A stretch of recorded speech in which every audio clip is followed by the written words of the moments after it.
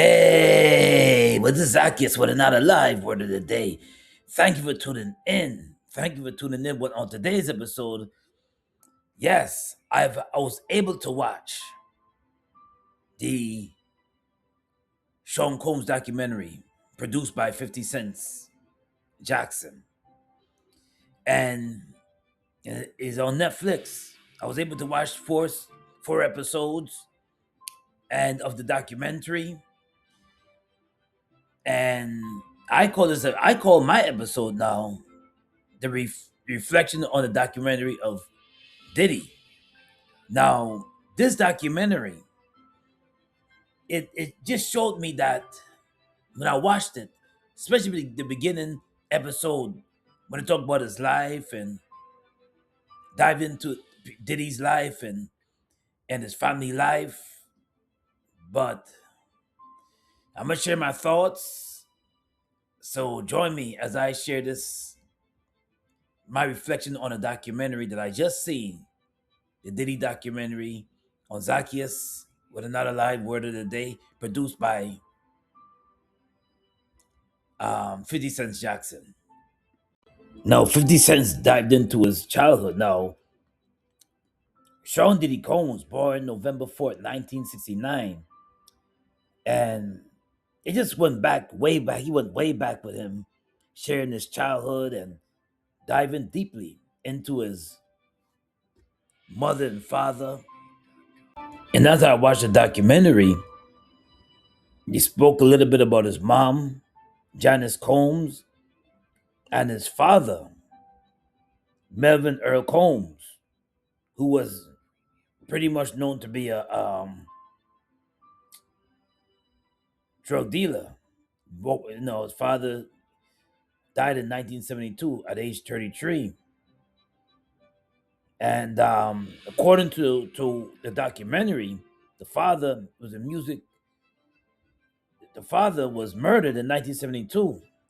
Was murdered in 1972 at the age of 33, shot in his car in Central Park West, allegedly by associated drug lord Frank Lucas. Now, if you don't know Frank Lucas, you can look it up. Frank Lucas was a well-known in 1969 took after Bumpy Johnson. In 1969, when Bumpy Johnson, the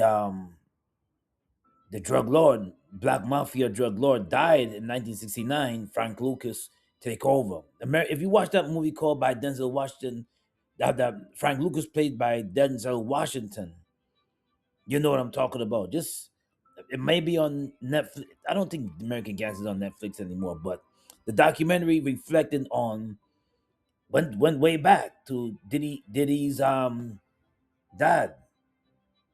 Now Diddy was eager to get into the music industry. He was fascinated with the industry and the music and the industry. So he dropped out of according to the documentary, how he dropped out of Howard University, and he was an intern at Uptown Records, and that's when we met Andre Harrell, who took him under his wing. And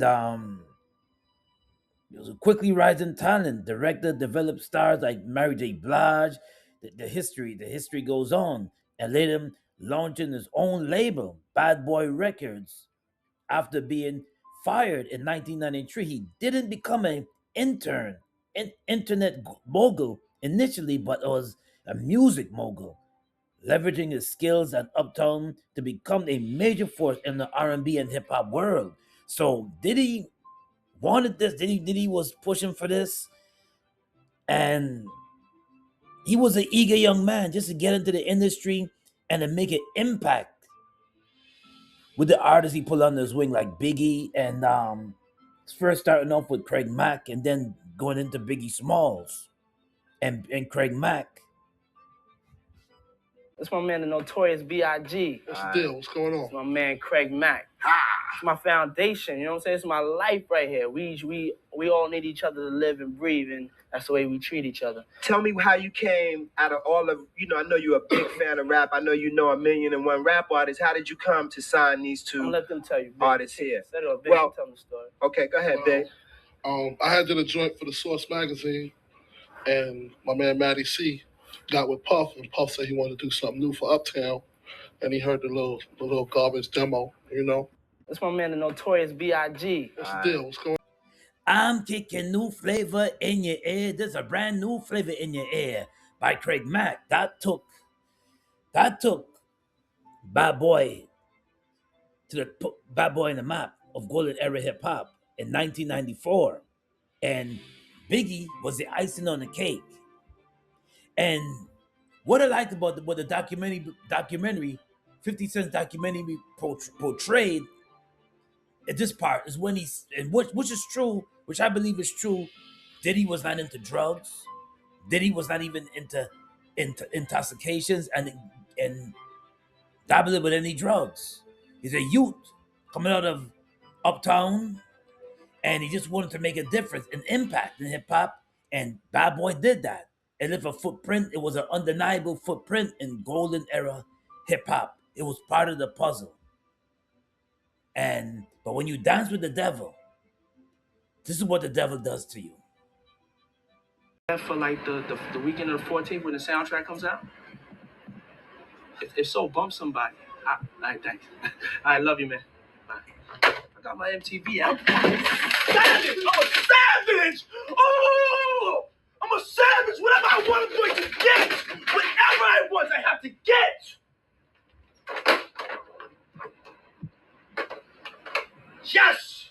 What's next? Give me something else. What can't you do? I can do it. I can do anything. You see, with the drugs and getting introduced to drugs and dancing with the devil. Now, this the documentary, The Reckoning, Sean Combs' The Reckoning, did dive in a little bit with his relationship with his lady, the late Kim Porter, and they said that she was abused by him numerous amount of times. You hear people talking about it. They also had I'll Be Sure in this documentary, the not a artist from Uptown Records history. I'll Be Sure they came out in the late '80s, talking about it a little bit and talking about how he was dating Kim Porter for a little while, for a good while, had a child with him, and then Diddy Combs had kids with Kim Porter, and they're diving deeply into their relationship and his relationship with Diddy, Kim Porter, and then before then, Kim Porter and I'll Be Sure. And the documentary did touch on the City College incident in Harlem in 1991, December, I believe 27th, 1991, when they had that stampede and that claimed some lives.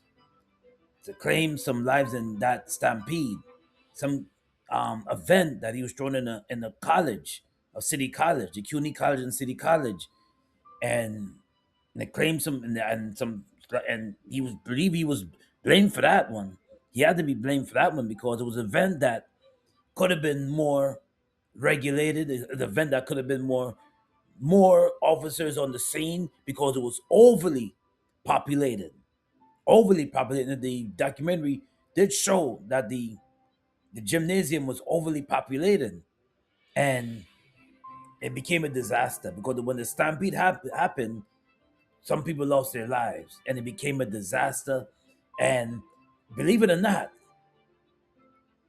that's how I got to know Puffy Combs. Is when I heard this incident back in 1991 that I got to learn about his name. I was in high school at the time when this happened in City College, so I got to learn about P Diddy's name, and the documentary did show this crazy incident that happened way back in 1991. And it, and 50 Cent said in this documentary, he had people being interviewed on this documentary, and they're saying that Diddy never really liked the relationship between Biggie and Tupac. And according to that documentary, according to that documentary, he has something to do with Tupac's death. According to that documentary. According to that, I have to say it, emphasize that.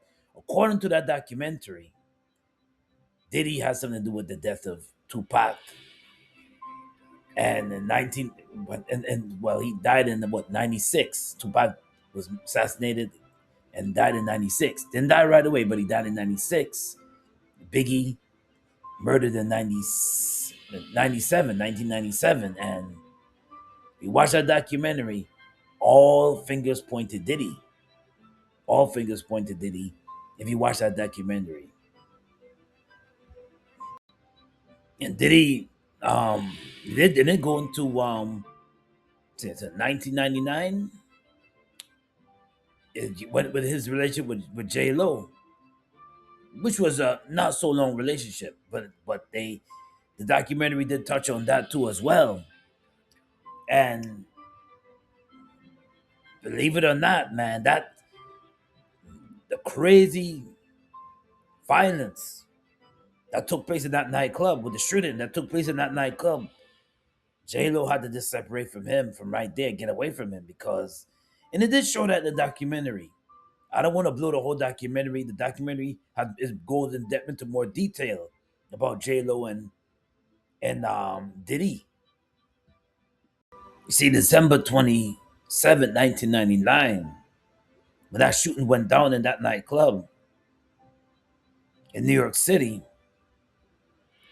Shine Borough took the fall, and the documentary did show that, and it talked about that Shine, the rapper that was under Bad Boy, took the fall for that, took the fall, and he paid 10 years of his life incarcerated. 10 years of his life incarcerated because of the shooting that, listen, somebody had to take the fall, and it was one of his artists. Now, Cassie and Diddy met maybe around the year 2007.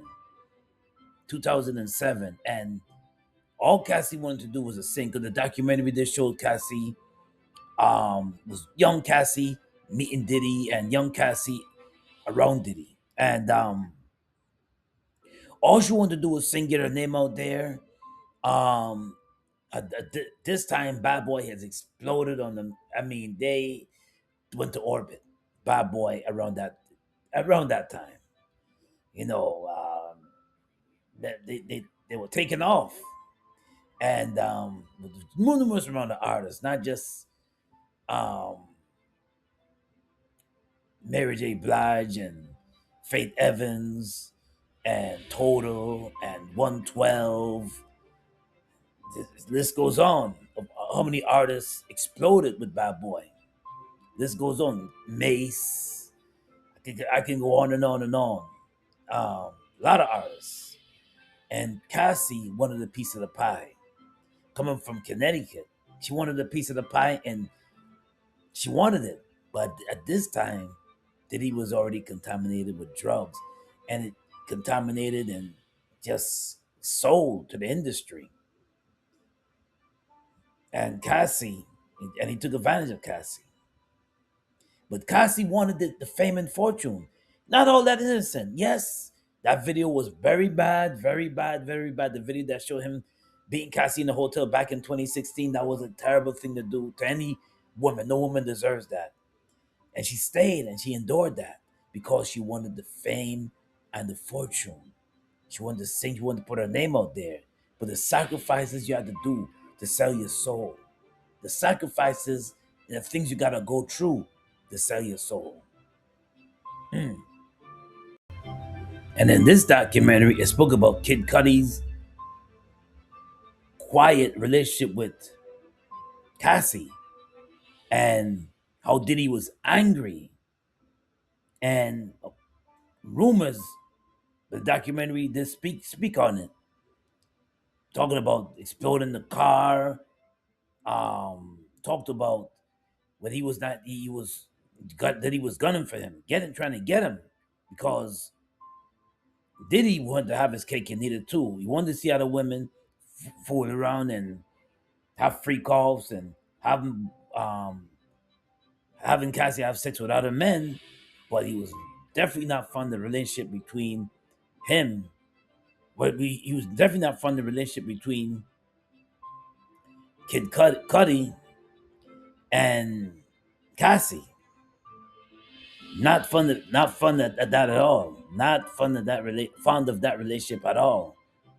And that's in the documentary did portray that. But you see, in this documentary, did not portray his relationship with the liquor company, Diago. It did not. Did not portray that. Didn't talk about it. Just say how ruthless, and it just showed how wicked and evil Diddy is. It just showed that Diddy was a monster. It didn't paint him in a good picture at all. 50 Cent did not paint Diddy in a good light in this documentary at all.